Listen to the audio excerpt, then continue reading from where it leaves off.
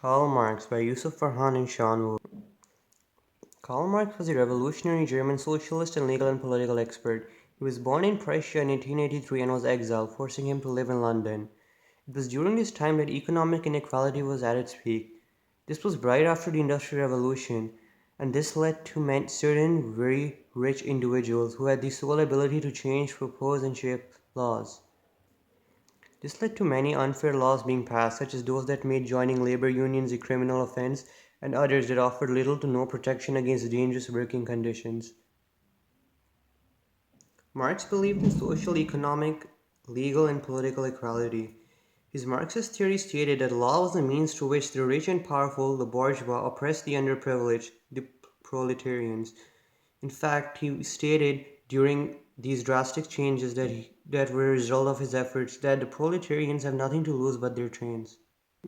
He said that law merely reflected the desires of the elite upper class. He also believed that law is oppressive because it is based on the concept of private property, and thus laws are created that promote unequal rights. He believed that capitalism cannot create equal rights for all because the very nature of the economic system creates has nots. He stated that a capitalist society creates unequal rights based on poverty and class, leads those with fewer rights to protest in the form of lawlessness. The Marxist solution to the unjust society and lawlessness is to overthrow the bourgeois, thus allowing the proletariats to make the law.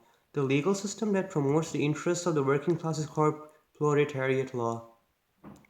A fundamental belief of the Marxist theory was that the transition from capitalism to communism was an inevitable part of human nature, since capitalism unfairly discriminated against those who weren't as wealthy as their counterparts. Marx Marx's contributions are very important in Western legal thought, since he was the first person to stand up against influential people and start a movement on a massive scale to reduce income inequalities. He proposed minimum wage laws and he also pushed for the banning of laws that unfairly discriminated against workers, such as laws banning labor unions and other laws that did not guarantee a certain standard of workplace conditions. His efforts were extremely important because he took the first steps that led to minimum wage laws, laws that guaranteed certain standards for workplace conditions, and laws that not only legalized but encouraged the formation of labor unions, which nowadays are also encouraged thanks to his effort. Marx viewed the nature of law to be very legal positivistic. Every citizen should obey the law without question. This was not a huge concern for Marx. What troubled him was how the law was set in a way that only benefited the ruling class, or the bourgeoisie, at the expense of the working class, or the proletariat. Karl believed that the law was not set to keep society in order, but to keep the proletariat from a revolt.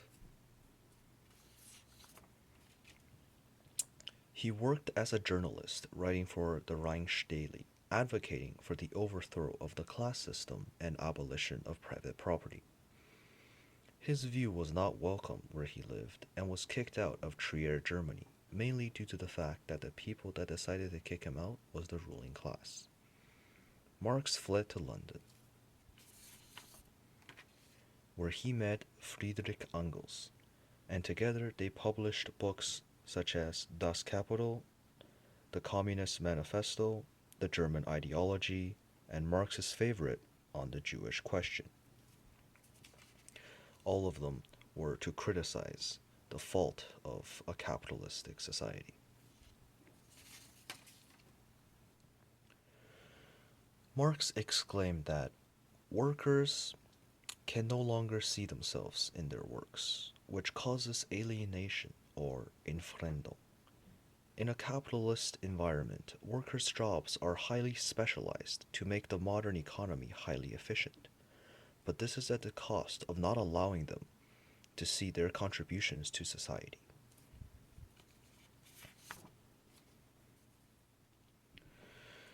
He also believed that modern work is insecure.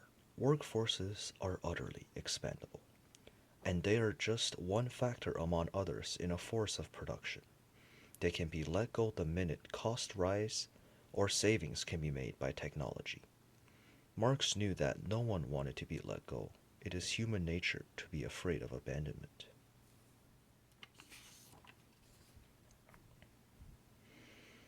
This leads to the main reason behind his critics: primitive accumulation or Entsprenglich accumulation. Capitalists see profit as a reward for ingenuity or technological talent, but Marx was more damning.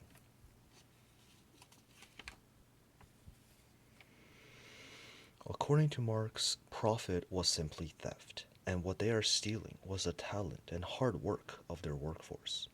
However one dresses up the fundamentals, Marx insists that at its crudest, capitalism was to pay one person one price for doing something and then selling it for a much higher price. Profit was the fancy term for exploitation.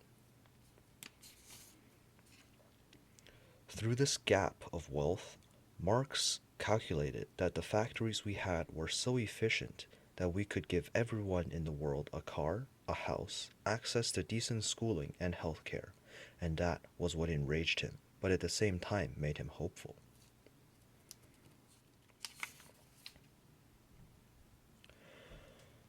To put it simply, Marx was a brilliant doctor in the early days of medicine. He could recognize the nature of the disease, but had no idea on how to go about curing it. As Marx declared, philosophers until now have only interpreted the world in various ways. The point, however, is to change it. Fun facts about Marx. Did you know that despite popular belief, Marx was not Russian?